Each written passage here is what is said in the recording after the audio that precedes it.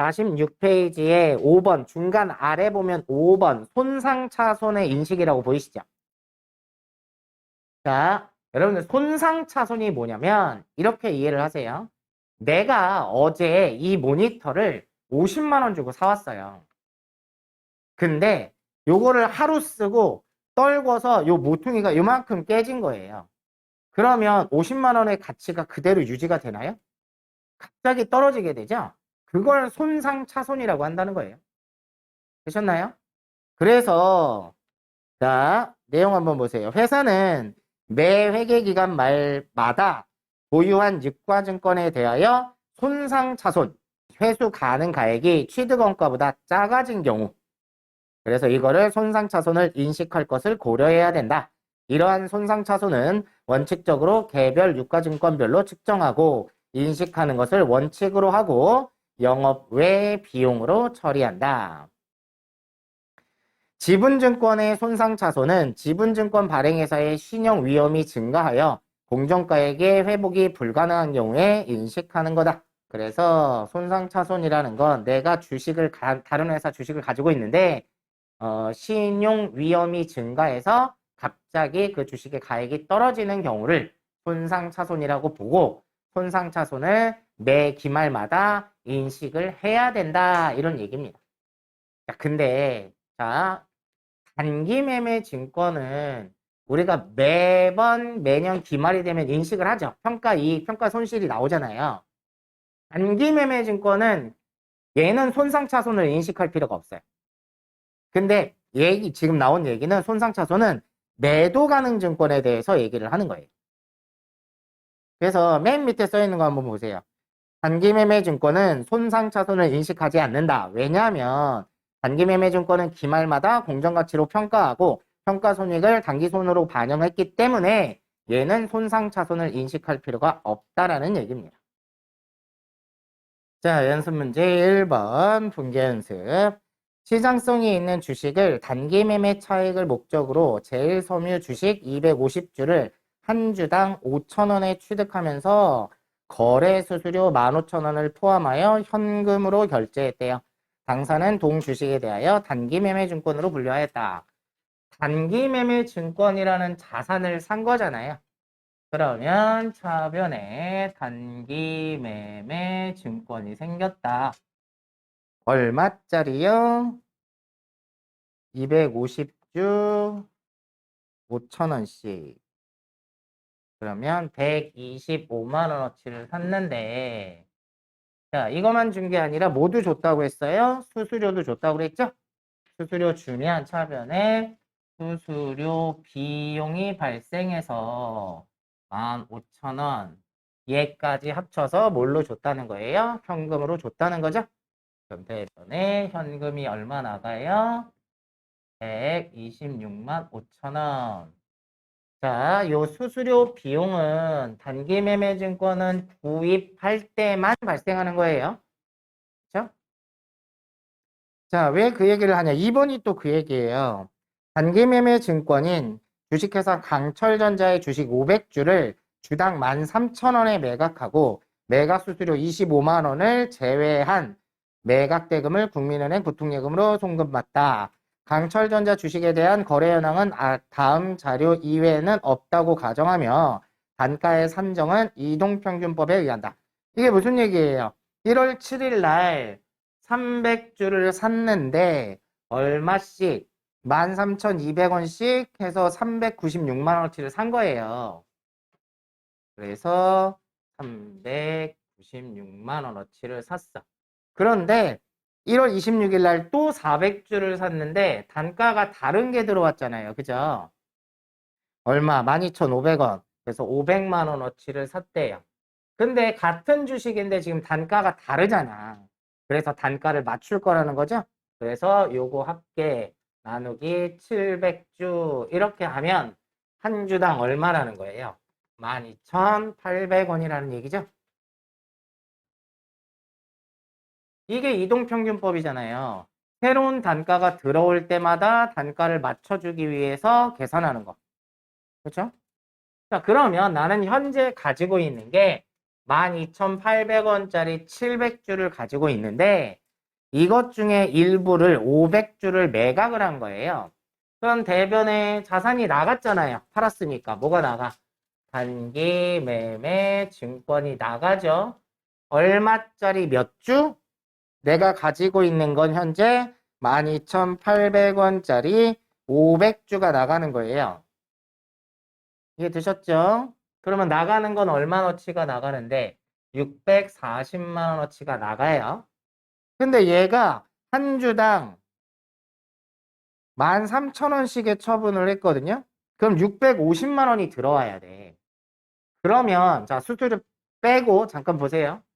그러면 보통 예금에 650만 원이 들어온다라고 하면 원래는 10만 원에 뭐가 생기는 거예요? 단기 매매 증권 처분 이익이 생기는 거예요. 그런데 수수료를 25만 원을 달라는 거야. 그러면 원래는 이익이었었는데 수수료를 달라는 바람에 이익 난 거보다 수수료가 더 많잖아. 그럼 손해가 나는 거지. 맞죠? 그래서 수수료를 빼고 얼마만 들어왔대요? 625만 원만 들어온 거예요. 그럼 결과적으로 보면 640만 원어치를 처분하면서 625만 원밖에 못 받았잖아. 그러니까 15만 원의 손실이 생기는 거죠. 단기 매매 증권 뭐 하면서 처분하면서 생긴 손실이다. 이렇게 해주시라는 거죠.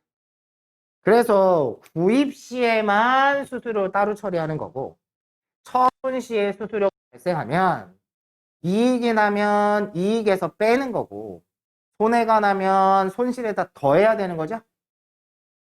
이해 되셨죠? 다음 3번. 운전자금 확보를 위해 주 거래처인 주 대길로부터 매출대금으로 받은 약소금 3천만 원을 곧바로 세종은행에서 할인하고 할인료 50만 원을 차감한 잔액을 현금으로 수령하다. 단 어음 할인은 매각 거래로 간주한다. 자, 내가 받아놨던 어음을 은행에다 파는 거예요. 그러면 내가 받아놨던 어음이 없어지니까 대변에 받을 어음이 없어지겠죠. 얼마짜리가? 3천만 원짜리가 나갔어요. 그런데 얘를 할인료 50만 원을 차감하고 현금으로 받았대요. 그럼 현금이 들어오는 건 얼마만 들어와요? 2,950만 원만 들어오겠죠? 그럼 50만 원은 뭐 주고 온 거라고 그랬어요? 할인료죠? 자, 할인료는 이렇게 생각하라고 그랬어요. 받으럼이라는 매출 채권을 은행에다 처분했는데 50만 원을 덜 받은 거예요. 그러니까 회사 입장에선 손해죠. 그래서 이걸 뭘로 하라고 그랬어요? 매출 채권 처분 손실이다. 이렇게 했던 거예요.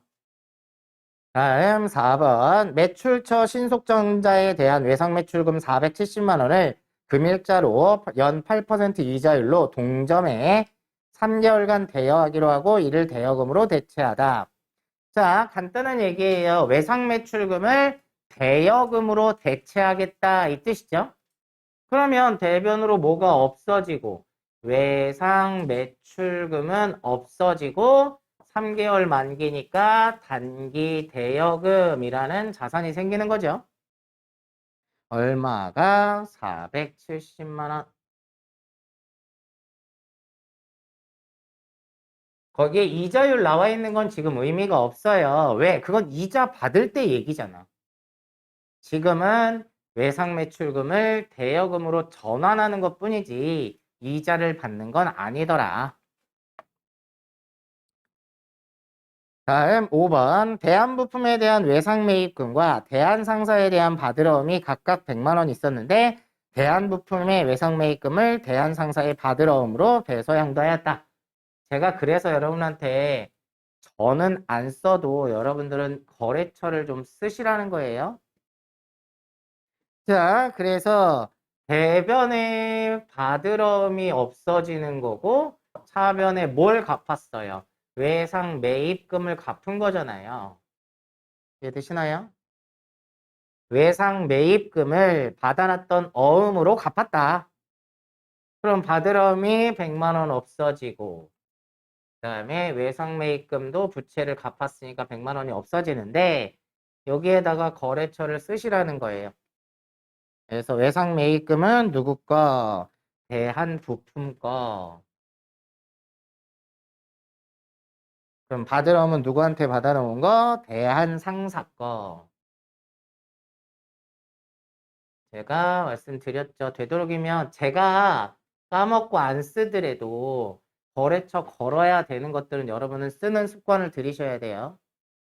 안 쓰면 틀리니까. 그래서 얘 받으러 오면 누구 거죠? 얘도 대길이라고 써놓으시고 예상매입금, 매청매출금은 신속전자. 이렇게 두 글자씩이라도 이렇게 써두셔야 됩니다. 자, 6번. 회사는 매출처인 이른기에게 제품 매출에 대한 외상매출금 잔액 500만 원을 5월 5일 보통예금으로 송금받았다. 동대금 전액은 4월 30일에 발생한 2/10 N/15 10일 안에 갚으면 2% 깎아주고 15일 안에는 갚아라 이런 뜻이라고 그랬어요. 매출 할인 조건부 거래에 대한 것으로 동결제는 동공급에 관한 최초 결제이다. 부가가치세는 고려하지 않는데요. 그건 4월 30일에 발생했는데 5월 5일 날 받았으니까 10일 이내에 받았죠? 그러니까 2% 깎아줘야 돼요. 자, 그러면 외상매출금을 회수했으니까 대변의 외상매출금은 얼마가 500만 원이 없어지는데 2% 깎아주기로 했죠? 깎아준 건 판 거예요? 안 판 거예요? 안 판 거죠? 그러니까 우리가 팔면 대변의 제품 매출이다라고 수익을 쓰잖아요. 못 팔았으니까 차변에 쓰시는 거예요. 자, 매출 할인으로 2%면 10만 원인가요? 그리고 나머지만 어디로 들어왔어요? 보통예금으로 들어왔어요. 그래서 490만 원 이렇게 해주시라는 거죠. 얘 거래처 써야 되니까 일흥기획 이렇게. 다음 7번. 매출처인 주흥국제조의 부도로 전년도 1월 31일에 대손 처리하였던 외상매출금 2억 원 중에 7,700만 원이 회수됐대요. 회수는 전액 자기압수표로 되었으며 외상매출금의 대손 처리가 이루어진 기간에 부가가치세 신고에서는 대손세 공제를 받지 않았다. 그러면 오늘 자기압수표니까 현금이 얼마가 들어와요? 7,700만 원이. 전년도 이전의 거는요, 무조건 다시 뭘로 돌려놓는다? 대손 충당금으로 돌려놓으시라는 거예요. 이렇게. 전기 이전에는 그 전에 문제를 볼까요? 그 전에 외상매출금을 못 받게 돼서 외상매출금을 2억을 대손 처리를 했었잖아요. 근데 그때 당시에 대손 상각비로 했는지 대손 충당금으로 했는지 알 수가 없단 말이에요. 그래서 얘를 그냥 대손 충당금으로 떼웠었다라고 예상을 하는 거예요. 그래 놓고 다시 돌려받았으니까 대손 충당금 떼웠던 걸 다시 채워 넣으라는 거예요. 썼던 걸. 이해되셨나요? 그래서 대손 충당금 전기 이전 건 다 대손 충당금이라고 보시면 돼요. 자, 얘는 지금 부가세 대손세 공제를 안 받은 경우고요. 밑에 거 보세요. 8번. 전기 이전에 부도 처리된 우리건업에 대해 판매한 제품 대금 중 880만 원이 보통예금으로 입금되었다. 동 금액은 전기 5월 31일자로 대소 처리한 외상매출금에 대한 회수액으로 전기의 확정신고 시에 대손세 공제를 받은 바 있다 이랬어요. 자, 그럼 이거 처음부터 설명을 할게요. 우리가 제품을 매출을 했는데 얼마너치 매출했냐면 800만 원어치를 매출을 한 거예요. 근데 이게 부가세가 붙어 있는 거라서 자, 외상 매출금으로 880만 원을 받아야 되는 거예요. 그러면 80만 원에 해당하는 건 뭘 받아놓는 거예요? 부가세 예수금으로 받아놓은 거예요. 여기까지 이해되셨나요? 근데 예를 들어서 나는 이 부가세를 신고를 해서 납부를 다 해버렸단 말이야. 아직 돈을 못 받았는데. 그런데 대손이 난 거야. 그래서 언제 거냐면 전기 5월 31일 날 대손이 나서 외상 매출금은 880만 원이 못 받게 됐다. 근데 떼울 게 대손 충당금이 있어가지고 대손 충당금으로 떼우는데 800만 원만 떼우는 거예요. 80만 원은 대손세 공제를 받을 거란 말이야. 받았어요. 대손세 공제를 받았으니까 부가세 예수금을 빼야죠. 다시 부가세 예수금을 빼는 거예요. 공제를 받았으니까. 되셨나요? 대손세 공제를. 그러면 나는 냈는데 나는 받지도 않았는데 부가세를 냈어. 이거 나 억울하니까 나 다시 돌려줘. 대손세 공제 신청을 한 거예요. 그래서 공제를 해준 거란 말이야. 되셨나요? 근데 그걸 오늘 다시 회수를 한 거야. 다시 돌려받으면 토해내야 된다고 그랬죠? 그러니까 대변에 대손 충당금을 다시 채워 넣어야죠. 갖다 썼던 거 받았으니까. 이해되시죠, 이거? 이거 이해가 안 돼요? 대손 충당금은 원래 어느 자리예요? 처음에 우리가 모아놨을 때 자산에 대한 차감이라서 대변에다 모아놓은 거야. 이건 이해되시나요? 이건 이해되시죠? 대변에다 따로 떼놨었단 말이에요. 못 받을 것 같아서. 그래서 근데 못 받을 일이 실제로 생긴 거야. 그러면 못 받을 걸 예상을 해서 빼놓은 거 있죠. 그 용도로 쓰려고 했었던 거야. 못 받게 되면. 그걸 차변으로 갖다 쓰는 거예요. 이 말은 이해가 돼요? 여기까지? 안 돼요? 아, 빨리 얘기하세요. 다시 설명해 줄 테니까. 자, 이 얘기 해볼게요. 우리가 결산일이 되면, 자, 예를 들어서 2019년 12월 31일 날 외상 매출금 잔액을 확인해 본 거야. 근데 얘가 1,000만 원이 잔액이 있어.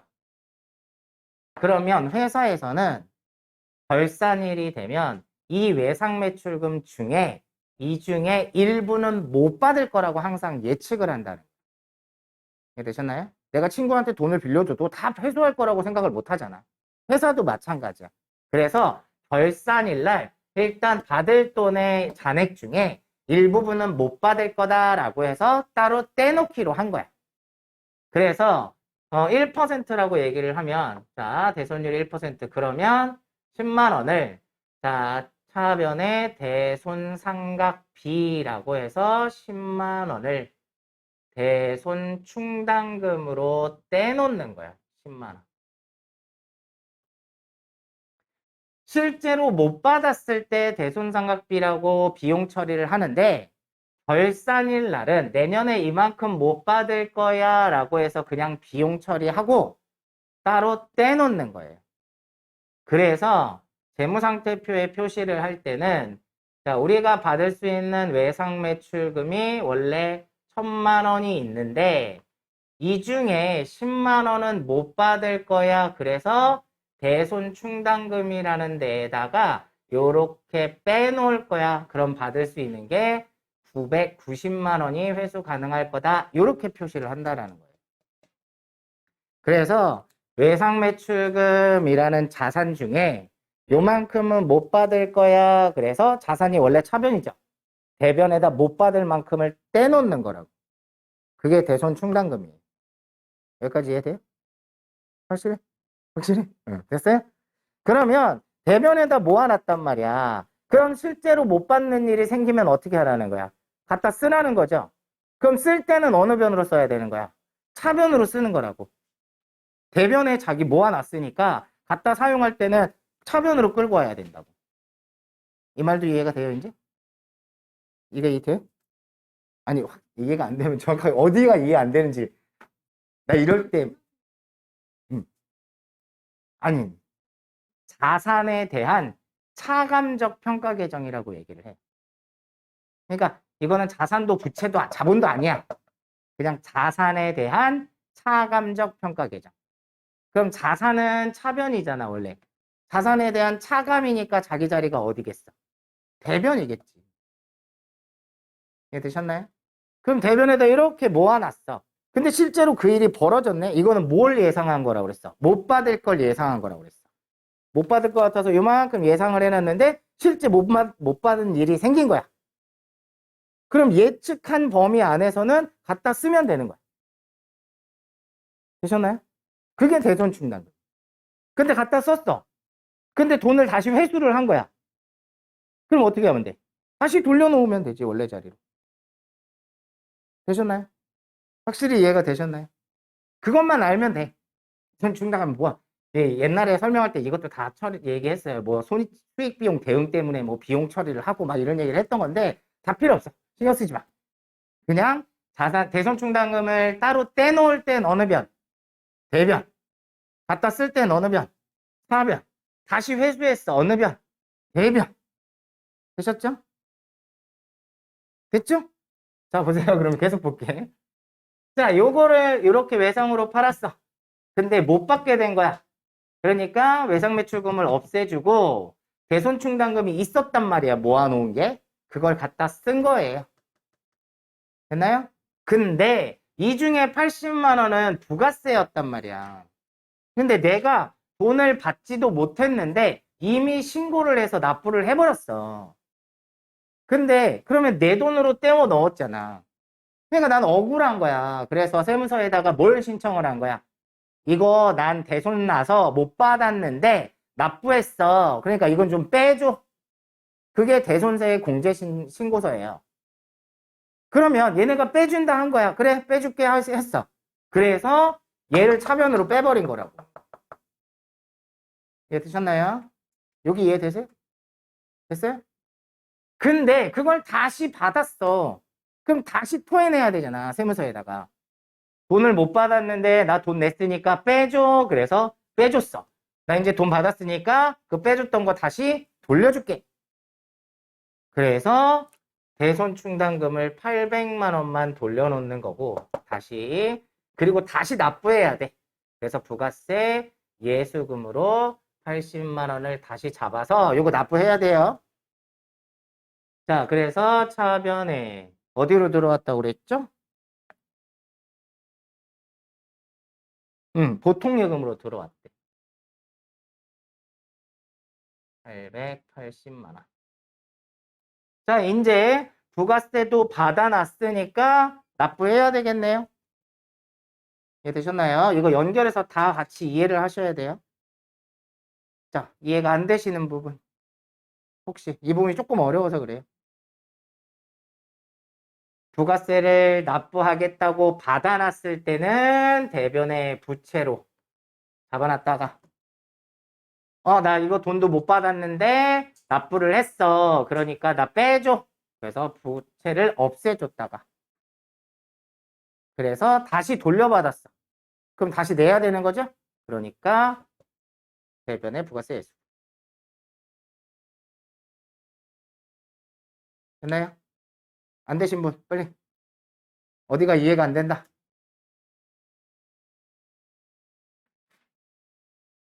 다 되셨어요? 넘어가도 돼요? 됐죠? 다음 9번. 강사는 전기의 사무상사에게 대여한 단기 대여금 500만 원을 회수불능 채권으로 보아 전기말 결산 시 대손 처리하였으나 금일 사무상사로부터 전액을 현금으로 회수하였다. 단 전기 대손 처리는 모두 대손 충당금과 상기하였다. 자, 전기 이전의 건 그냥 뭘로 처리를 했든 대손 충당금으로 돌려놓으시면 됩니다. 자, 그러면 오늘 돈이 어디로 들어왔어요? 현금으로 받았네요. 현금이 얼마가 들어왔대요? 500만 원. 500만 원. 자, 그러면 대손 충당금을 돌려놓으면 되겠죠? 이렇게 하시면 됩니다. 다음 10번. 주식회사 띠아모의 상품 단가 10,000원짜리 부가세 별도 약 100개를 주문하고 그랬어요. 주문 자체는 거래가 아니죠. 계약금 30만 원을 현금으로 지급하고 나머지 잔액은 물건을 인도받을 날에 지급하기로 하다. 단순히 그냥 계약금을 지급했단 얘기예요. 자, 그럼 현금이 나갔으니까 대변에 현금이 얼마가 30만 원. 자, 왜 나간 거예요? 계약금 준 거죠? 상품을 받지도 않았는데 돈을 먼저 지급했다. 그래서 뭐라고 해요? 선급금이었죠. 30만 원. 자, 거래처 걸어야 되니까 선급금도 띠아모라고 걸어 놓으셔야 돼요. 이렇게.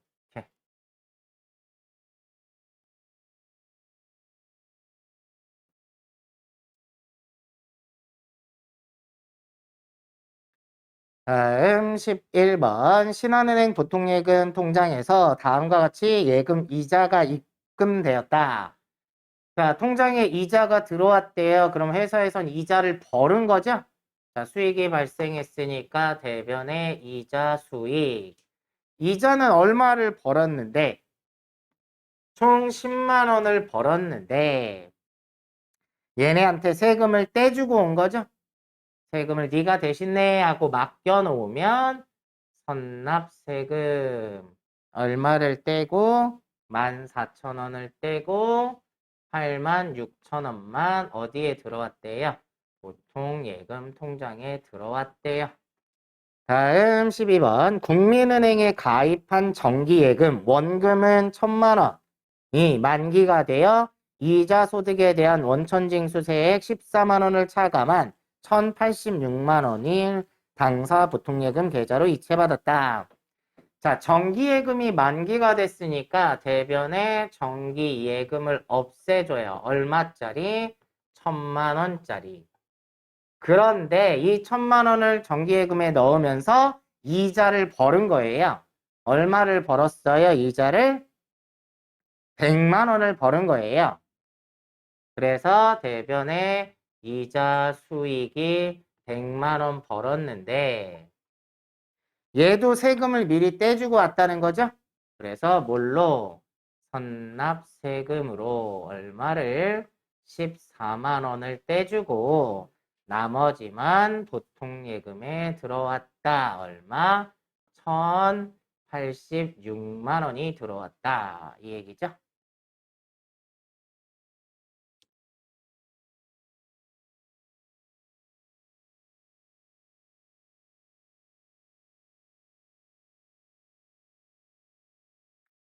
이런 문제가 좀 어려울 수 있죠. 도대체 이자 수익 100만 원이 어디서 튀어나왔는지. 그죠?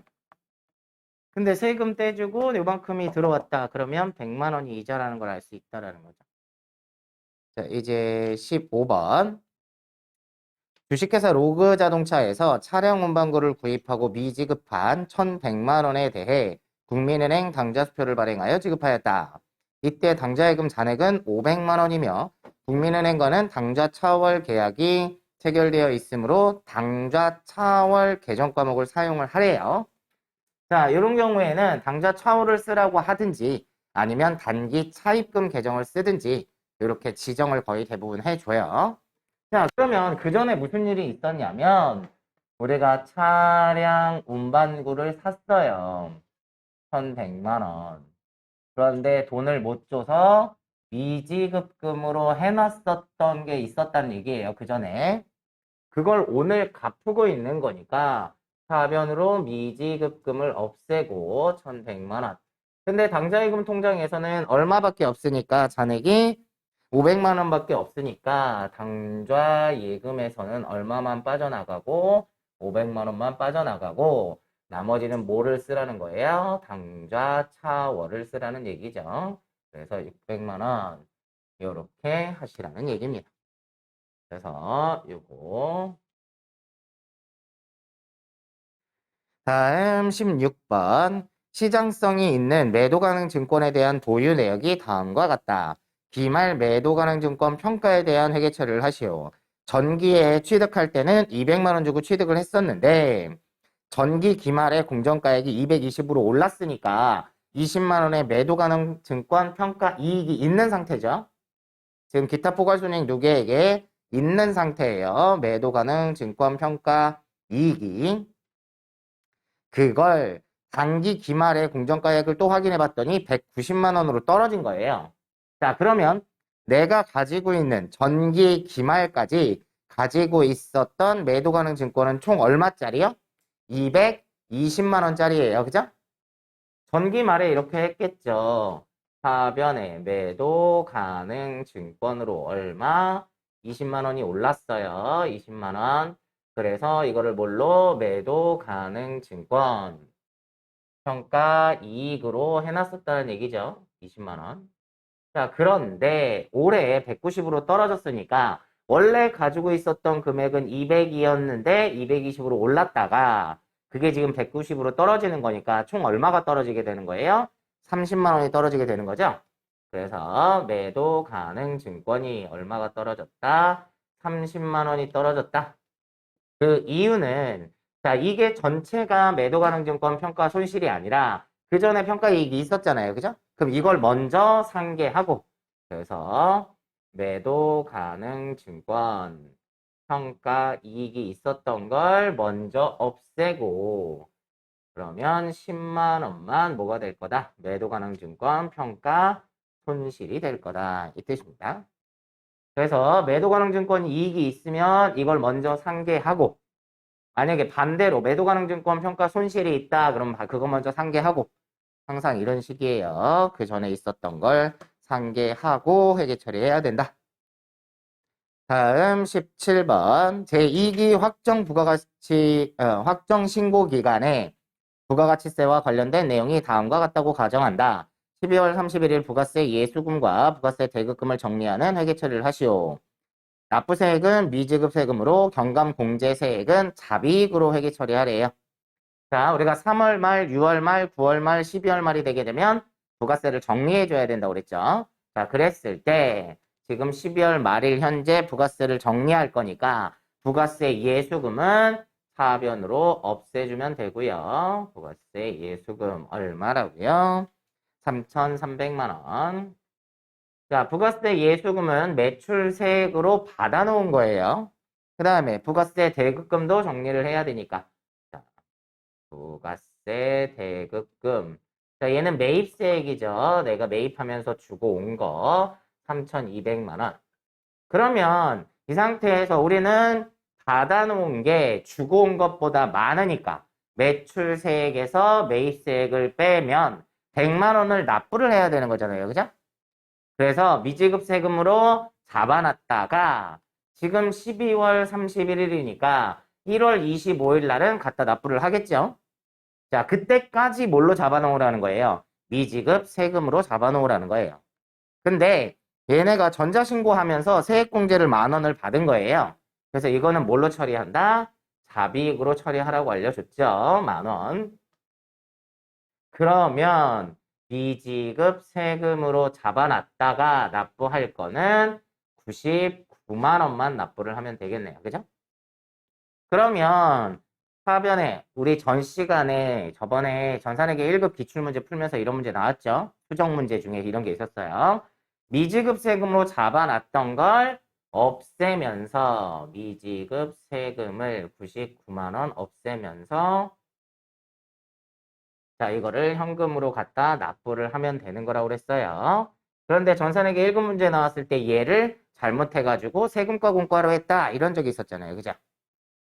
자, 그래서 그거를 미지급 세금으로 수정하는 문제가 있었어요. 자, 참고로 제가 요거, 지금 답은 요걸 물어본 건데, 지금 이거 분계를 물어본 건데, 추가로 여기 납부할 때도 설명을 좀 드려봤어요. 자, 그럼 넘어가 보시면 18번 문제, 비슷한 문제네요. 자, 제2기 확정신고기간의 부가가치세와 관련된 내용이 다음과 같다고 가정한다. 입력된 데이터는 무시하고 12월 31일 부가세 예수금과 부가세 대급금을 정리하는 회계 처리를 하시오. 단, 납부세액 또는 환급세액은 미지급세액 또는 미수금. 이게 납부해야 될 거. 그러니까 매출세액이 더 많으니까 납부해야 될 때는 미지급세금으로 잡아놓는 거고, 그 다음에 만약에 부가세 대급금이 더 많으면 차변에 미수금으로 잡으라는 얘기예요. 자, 환급세액에 대해서는 미수금으로 처리한다. 그 얘기고요. 경감공제세액은 자비익으로, 가산세는 세금과 공과로 처리하래요. 자, 똑같이 부가세 정리하면 됩니다. 차변에 부가세 예수금을 정리를 하고요. 얼마가? 845만 원. 자, 그 다음에 대변으로 부가세 대급금을 정리를 하고요. 얼마? 1240. 자, 부가세 대급금이 더 많은 거 보니까 환급이겠네요. 그죠? 거기에 전자신고세액 공제 10,000원 뭘로 하라고 그랬어요? 자비익으로 하라고 그랬고요. 10,000원. 자, 그 다음에 전자세금 계산서 미발급 가산세가 있대요. 자, 이게 미발급 가산세가 뭔지는 신경 쓰지 마세요. 나중에 여러분 가산세 배워야 아니까. 이거는 간단히 설명드리면 세금 계산서를 발급을 해야 되는데 안 해서 가산세가 나오는 거예요. 자, 그랬을 때 얘는 뭘로 하라고 그랬어요? 세금과 공과로 하라고 그랬으니까 세금과 공과로 얼마? 4만 원. 자, 이러면 지금 내가 받아야 될 게 더 많죠? 납부해야 될 거보다 받아놓은 것보다 내가 주고 온 게 더 많으니까 얘는 뭘로 한다? 미수금으로 한다. 그래서 얼마죠? 빼보면 392만 원이 나중에 환급을 받아야 되겠네요. 자, 되셨으면 객관식 갈까요? 객관식 문제 1번. 다음은 모두 큰 거래 비용 없이 현금으로 전환이 용이하고 이자율 변동에 따른 가치 변동의 위험이 중요하지 않은 금융상품이다. 요거 자체가 뭐에 대한 설명이에요? 현금성 자산에 대한 설명이에요. 자, 그래서 다음 중 현금성 자산이 아닌 것은 자, 1번 12월 10일에 취득하였으나 상환일이 내년도 4월 20일인 상환 우선주. 취득 당시에 만기가 3개월 이내여야지만 현금성 자산에 속하는 거죠. 그래서 1번은 3개월이 넘어가니까 1번이 틀렸네요. 자, 현금성 자산은 취득 당시에 만기가 3개월 이내여야 된다. 다음 나머지 보시면 2번 3개월 이내의 환매 조건인 환매채 3개월 이내니까 얘도 맞고요. 투자신탁의 계약기간이 3개월 이내인 초단기 수익증권 얘도 3개월 이내죠. 4번 취득 당시 만기가 3개월 이내에 도래하는 채권. 자, 이것도 현금성 자산에 해당하죠. 1번만 제외하고 나머지는 전부 다 현금성 자산에 해당하는 거죠. 다음 2번. 다음은 현금과 예금을 재무제표에 공시하는 것과 관련된 사항이다. 올바르지 않은 것은 자, 1번 현금과 요구불예금. 자, 요구불예금은 언제든지 요청을 하면 꺼낼 수 있는 게 요구불예금이에요. 보통예금이나 당좌예금처럼. 현금성 자산은 현금 및 현금성 자산이라는 개정 과목으로 통합하여 표시한다. 맞죠? 우리 실기할 때도 봤었죠. 2번 금융기관이 취급하는 정기예금, 정기적금은 단기적 자금 운용 목적으로 소유하거나 기한이 1년 이내에 도래하는 경우에는 단기 금융상품이라는 개정 과목으로 하여 유동자산으로 분류한다. 맞죠? 1년 이내니까.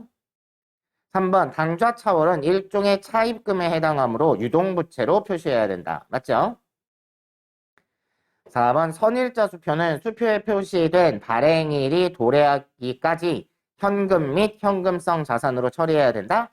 자, 선일자 수표가 뭐였었죠? 원래 수표는 발행일자를 오늘 날짜로 써주는 게 발행일에 써주는 게 맞는 건데 미래 날짜로 수표를 발행할 수 있다고 그랬었죠?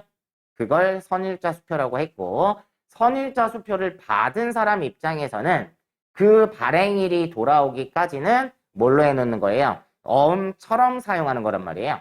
그래서 대부분 받을 어음으로 처리를 하죠. 그래서 매출 채권으로 처리해야 된다. 이래야 맞는 말입니다. 그래서 4번이 틀렸습니다. 다음 3번. 다음 중 기업회계 기준상 당좌 자산에 속하지 않는 것은 자, 1번 일반적인 상거래에서 발생한 외상매출금 받으름. 얘는 당좌 자산 맞죠? 2번 회수기한이 1년 이내에 도래하는 대여금. 그럼 단기 대여금을 말하는 거고 단기 대여금은 당좌 자산에 속하죠. 3번 상품, 원재료 등의 매입을 위하여 선급한 금액, 선급금 얘기하는 거죠.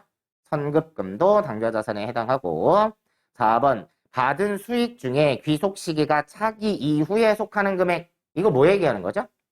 이미 받은 수익 중에 내년치 수익은 뭐라고 부르는 거죠? 선수 수익이라고 하죠. 그래서 선수 수익은 부채에 해당하는 거죠. 그래서 선수 수익은 유동부채에 해당한다. 그래서 4번이 당좌자산이 아닌 거죠. 다음 넘어가셔서 4번. 다음 유가증권의 분류 중에서 만기보유증권으로 분류할 수 있는 판단 기준이 되는 건 무엇인가? 우리가 만기보유증권이라고 하면 만기까지 보유할 의도와 능력이 있었을 때를 만기보유증권이라고 하죠. 자, 그러다 보니까 몇 번이에요? 3번이 답이 되겠네요. 그죠? 다음 5번 유가증권에 대한 설명 중 옳지 않은 것은 자 1번 단기매매증권과 매도가능증권은 원칙적으로 공정가액으로 평가한다. 맞죠? 결산일에 공정가액으로 평가한다고 했고요.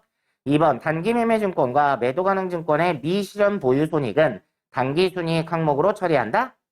단기매매증권 평가이익이나 손실은 미실현 보유손익이기는 하지만 금방 실현될 것으로 보는 거잖아요. 그래서 당기 손익에 반영을 하는 거예요.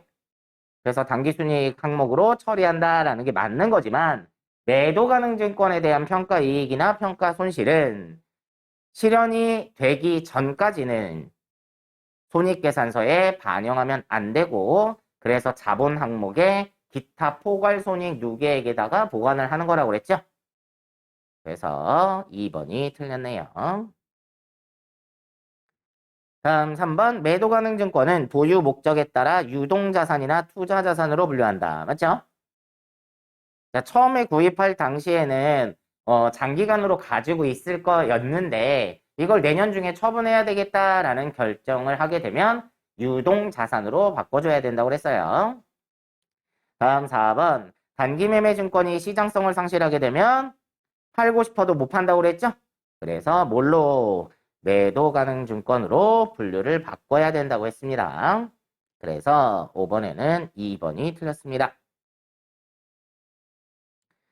다음 6번. 다음 중 유가증권 양도에 따른 실현손익을 인식하기 위해 원가 산정 방법으로 가장 합리적인 것은 유가증권에 대해서는 이동평균법이 가장 합리적이라고 했습니다. 그래서 2번이 답이 돼요.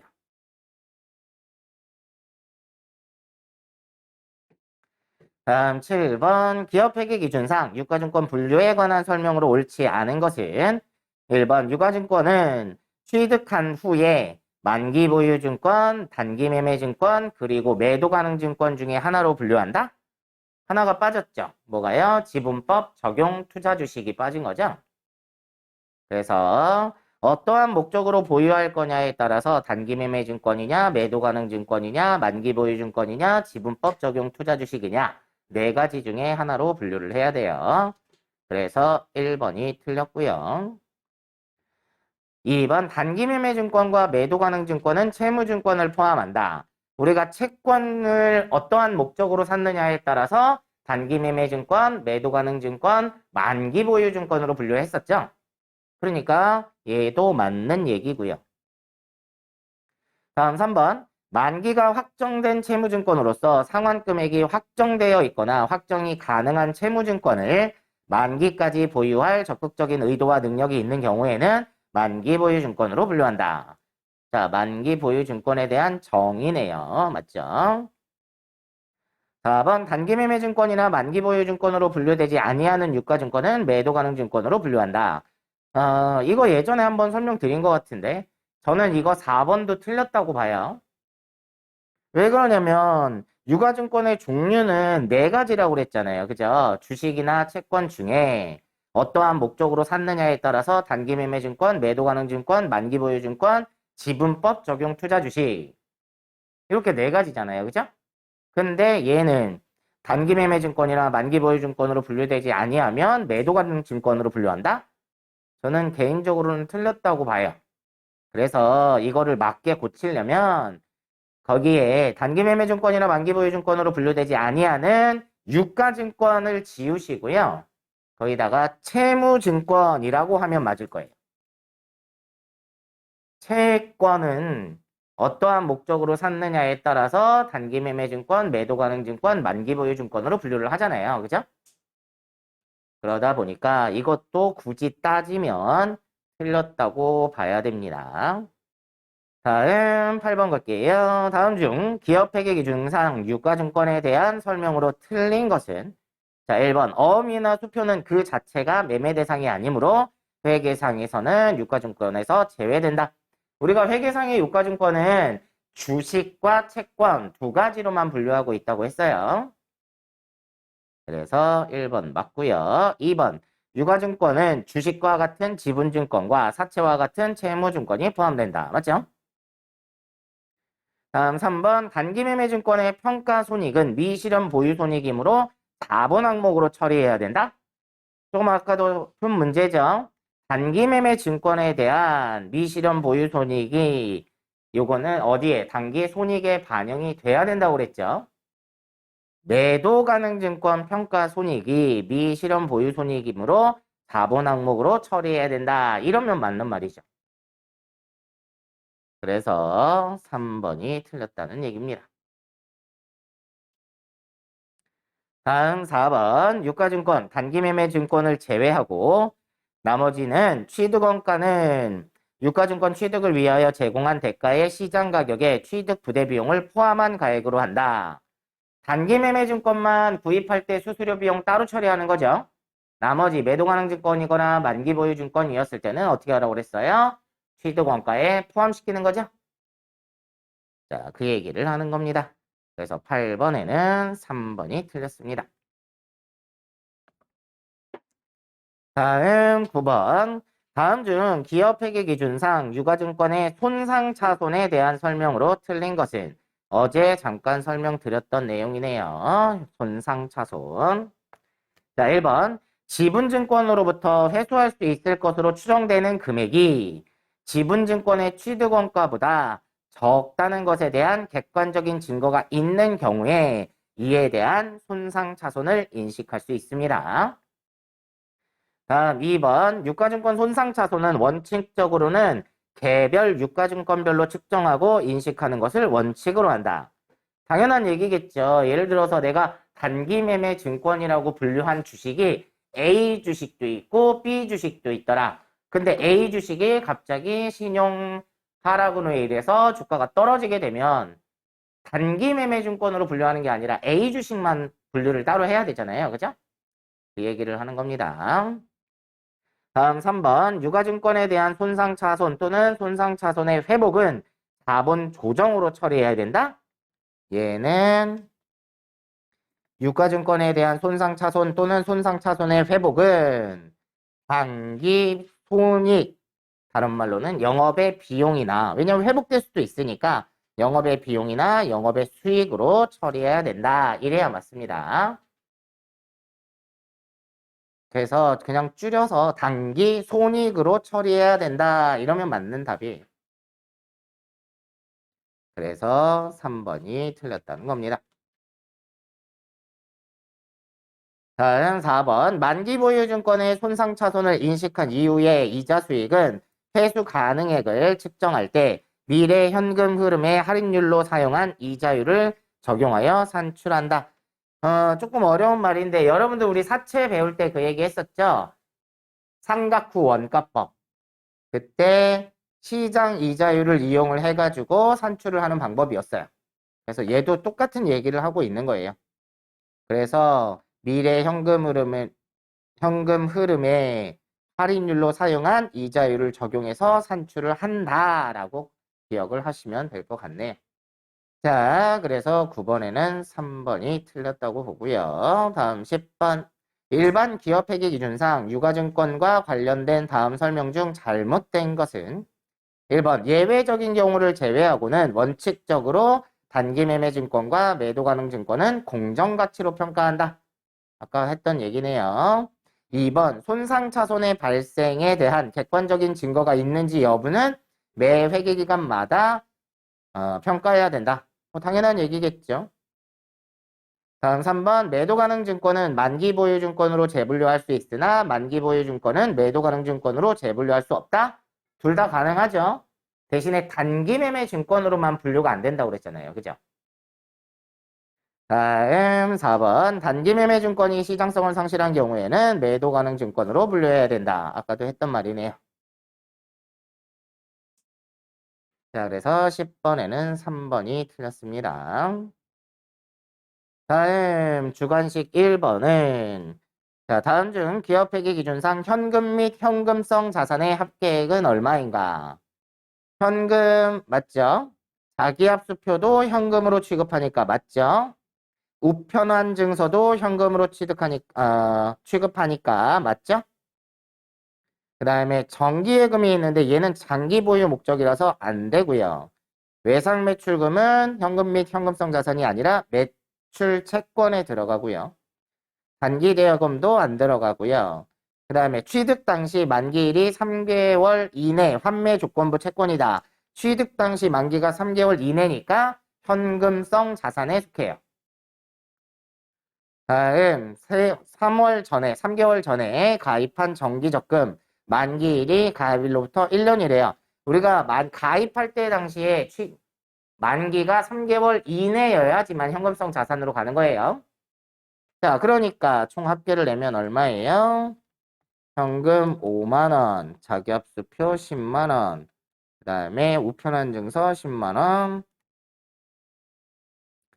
그 다음에 취득 당시 만기가 3개월 이내 환매 조건부 채권 50만원. 그러면 75만원이 답이 되겠네요. 다음 2번. 다음은 주 한국산업의 대손충당금과 관련된 내용이다. 거래 내용을 확인한 후 단기에 대손충당금으로 설정될 금액을 구하래요. 자, 기초에 수정 전에 매출 채권 잔액이 30만 원이고 대손충당금 잔액이 18,000원이래요. 다음에 단기 외상 매출금 중에 15,000원이 대손이 확정됐대요. 그러면 대손충당금 잔액이 18,000원 있으니까 15,000원 갖다 쓰면 되겠죠? 갖다 쓰고 나면 3,000원이 남아있어요. 그 다음에 전기에 대손 처리한 매출 채권 중에 10,000원이 회수되면 뭘로 해야 돼요? 대손 충당금을 다시 채워놓으면 되죠. 4번에 단기 말 대손 충당금 잔액은 21,000원이다. 그러면 얼마만 추가로 더 잡으면 된다는 얘기죠? 18,000원이 있었는데 15,000원을 썼어요. 근데 10,000원이 다시 회수됐어요. 그러면 잔액은 13,000원이 남아있는 거죠. 13,000원이 남아있는데 대손충당금 잔액이 21,000원이라는 얘기는 얼마? 8,000원을 더 잡으란 얘기죠. 그래서 대손충당금 설정될 금액은 8,000원이 되겠죠. 다음 3번. 주식회사 갑을은 외상매출금의 대손을 연령분석법으로 추정한다. 2020년 12월 31일 현재 대손 추정 관련 내용은 다음과 같다. 2020년 말에 재무상태표에 회사의 대손 충당금은 얼마로 계산해야 되는가? 자, 연령분석법에 대해서 예전에 설명을 한번 드렸어요. 60일 이하다 그러면 받을 확률이 높잖아요. 그죠? 그러니까 대손율을 낮게 잡는 거고 60일 이상이다 그러면은 못 받을 확률이 높아지는 거니까 대손 추정을 더 높게 잡는다. 이 얘기였죠? 이게 연령분석법이었어요. 그래서 지금 문제는 나와 있는 대로 하시면 돼요. 1,000만 원에는 5%를 설정하면 되고 500만 원에 대해서 20%를 설정하면 된다는 얘기예요. 그러면 1000만 원에 5%면 얼마죠? 50만 원이고 500만 원에 20%니까 100만 원이네요. 그 합치면 150만 원을 잡으면 되겠죠. 다음 4번. 손익계산서에 당기순이익이 50만 원이었으나 결산 시 다음의 사항이 누락된 것을 발견하였다. 누락사항을 반영할 경우에 당기순이익은 얼마인가? 자, 첫 번째 보면 단기 발생 미지급 자동차 보험료가 나와 있어요. 그럼 만약에 이걸 분개를 한다고 하면 무슨 얘기죠? 차변에 보험료가 발생은 했는데 못 줬다. 그래서 미지급 비용 이렇게 회계 처리를 해야 된다는 얘기예요. 얼마를? 20만 원을. 자, 그럼 이걸 하게 되면 비용이 20만 원 늘었잖아요. 비용이 20만 원 늘면 당기순이익이 20만 원 줄겠죠. 다음 2번은 외상매출금의 보통예금 수령. 얘는 단기 손이익에는 영향을 안 미치는 애죠. 굳이 분개한다면 하변의 보통예금, 대변의 외상매출금 이 뜻이잖아요. 그럼 얘는 손익계산서에 영향을 안 미치니까.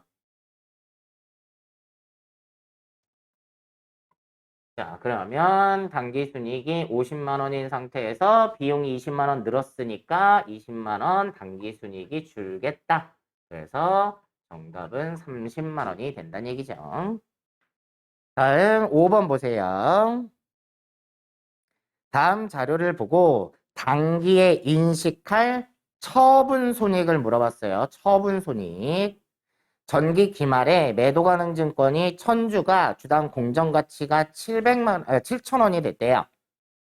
근데 그러면서 전기 기말에 매도 가능 증권 평가 이익이 200만 원 있었다는 얘기, 생긴 거예요. 그러면 기말에, 자, 처음부터 해볼까요? 자, 매도 가능 증권을 취득했을 때요. 자, 매도 가능 증권이 얼마 주고 산 거예요? 5,000원씩 1000주를 산 거예요. 그래서 원래 500만 원어치를 샀어요. 현금 주고 샀다고 가정하면. 그런데 결산일 날 700만 원이 돼서 매도 가능 증권 평가 이익이 200만 원 생겼다는 얘기예요. 그러면 차변에 매도 가능 증권이 얼마가 200만 원이 늘었다. 왜 늘었냐? 매도 가능 증권을 뭐 했더니 평가했더니 이익이 난 거다. 200만 원. 이 얘기죠, 지금. 두 번째까지. 근데 이거 단기 7월 1일에 500주만 주당 6,000원에 처분하는 거예요. 그러면 대변에 매도 가능 증권이 얼마짜리가 없어지는 거예요? 자, 700만 원 중에 1000주가 700만 원이었는데 500주만 처분하고 있는 거죠? 그러면 얼마어치가 나가요? 350만 원어치가 나가요. 근데 지금 500주는 처분하고 있으니까 평가 이익이 실현이 돼야죠? 자, 이거는 1000주에 대해서 200만 원이었는데 500주에 대해서는 얼마가 있어요? 그러면 100만 원만 포함이 되는 거죠? 그러면 매도가능증권을 500주를 처분하고 있으니까 평가 이익도 500주만큼 없애줘야 되겠죠? 매도가능증권 평가 이익이 얼마? 100만 원어치는 없어져야 돼요. 그러면서 얘를 주당 6,000원에 처분했으니까 300만 원이 들어오겠죠? 자, 현금으로 받았다고 가정하면 300만 원이 들어오게 될 거고, 그러면 회사의 입장에서는 이익이에요, 손해예요? 이익이죠? 얼마? 50만 원의 이익이 생겨요. 매도 가능 증권 처분 이익이죠. 그래서 여러분 정답에다가 매도 가능 증권 처분 이익 50만 원 이렇게 쓰시면 돼요. 자, 여러분한테 이해를 돕고자 내가 이렇게 일일이 다 쓴 건데 여러분들이 이 문제를 풀 때는요, 굳이 이렇게 다 분개 안 해도 되죠? 제가 그 얘기 했어요. 처분 손익을 물어보는 경우에는 굳이 평가했던 거 이런 거 신경 안 써도 돼요. 처분 손익만 물어보면 최초 취득가에서 처분가액만 확인하시면 돼요. 처음에 얼마 주고 샀어요? 5,000원 주고 샀죠. 그죠? 근데 얼마에 지금 처분하고 있어요? 6,000원에 처분하고 있죠. 맞죠? 그러면 1,000원 차이가 나잖아요. 그럼 5,000원에 산 걸 6,000원에 팔았으니까 1,000원 이익이겠죠? 주당 얼마? 500주 팔았잖아요. 그죠? 그러면 50만 원이 이익이에요. 그래서 여러분이 이제 한번 이해하시라고 써드린 거고, 지금처럼 처분 손익을 물어보는 경우에는 그냥 최초 취득가에서 처분가 차액을 가지고 바로 계산하시면 됩니다. 제가 처음부터 이렇게 계산을 하려고 하다가 여러분 요거 조금 어려워하시는 것 같아서 요거 한 번 더 설명을 한 거예요. 자, 6번. 다음 자료에 의할 경우 2020년에 인식할 매도 가능 증권 처분 손익을 구하시오 그랬네요. 처음에 얼마 주고 샀어요? 6만 원 주고 샀어요. 근데 지금 얼마에 처분하고 있어요? 5만 원에 처분하고 있어요. 그럼 한 주당 만 원씩, 주당 만 원씩 손해죠. 만 원씩 120주니까 120만 원이 손해겠네요. 처분 손실. 이해되셨나요? 그러면 이것도 분개 한번 해볼까요? 이번엔 손실이니까. 자, 처음에 취득할 때 매도 가능 증권을 얼마나치 취득했다는 거예요? 720만 원어치를 취득을 했어요. 자, 현금 주고 샀다고 가정해보고 그리고 나서 결산일이 돼서 평가를 했더니 얘가 얼마가 5만 원으로 떨어진 거예요. 자, 그러면 5만 원씩 120, 만 원씩 120주니까 120주가 떨어졌겠죠. 120만 원이 매도 가능 증권이 120만 원이 떨어졌다. 왜 떨어졌다? 매도 가능 증권을 뭐 했더니 평가했더니 손실이 났더라. 120만 원. 자, 그런데 그걸 지금 처분하고 있어요. 그러면 내가 현재 가지고 있는 매도 가능 증권은 총 얼마어치 가지고 있는 거예요? 600만 원어치 가지고 있는 거예요. 맞죠? 720이었는데 120 떨어졌으니까. 그러면 대변에 매도 가능 증권이 600만 원어치가 없어져요. 그런데 얘가 없어졌으니까 매도 가능 증권 평가 손실도 없어져야 되겠죠? 그래서 대변으로 매도 가능 증권 평가 손실이 120만 원이 없어져요. 그러면서 얘는 뭘로 받았는지 모르겠지만 현금으로 받았다고 가정하면 현금으로 얼마를 받게 돼요?